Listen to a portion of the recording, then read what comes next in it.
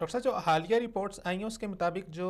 آنگ سان سوچی تھیں ان کو ایمنسٹی انٹرنیشنل کی طرف سے نوبل پرائز دیا گیا تھا، لیکن ابھی جو حالیہ رپورٹ آ رہی ہیں انہوں نے یہ فیصلہ کر لیا کہ وہ امن ایوارڈ ان سے باقاعدہ طور پہ واپس لیا جائے۔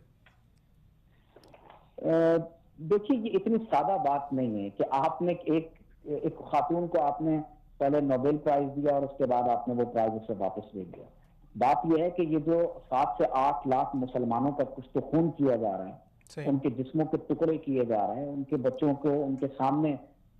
ٹکڑے ٹکڑے کر کے آگ کے اوپر نعوذ باللہ من ذالک بھونا جا رہا ہے،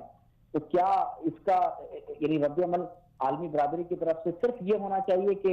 اس سے وہ پرائز واپس لے لیا جائے؟ تو میں یہ سمجھتا ہوں کہ اس وقت انسانیت ڈوب رہی ہے، انسانیت مر رہی ہے۔ Amnesty international, human rights watch اور اقوام متحدہ کے تمام ادارے اس وقت یہ بات کر رہے ہیں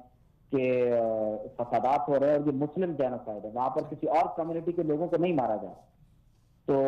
اس انداز سے اگر اقوام متحدہ اور تمام بین الاقوامی ادارے سنجیدہ کوشش نہیں کریں گے تو یاد رکھ لیں کہ پھر جب انسانیت کی تذلیل ہوتی ہے تو پھر کسی کا گھر باقی نہیں رہتا، اور بین الاقوامی اداروں کو اپنی رپورٹس کے مطابق ہی اس پر کوئی عملی اقدام اٹھانا پڑے گا، ورنہ اس سے مسلمانوں کے اندر جو شدت پسندی کے جذبات ہیں اس کو مزید ہوا ملے گی۔ بہت شکریہ ڈاکٹر صاحب ہمارا ساتھ دینے کے لیے، سلامت رہیے، السلام علیکم ورحمۃ اللہ وبرکاتہ۔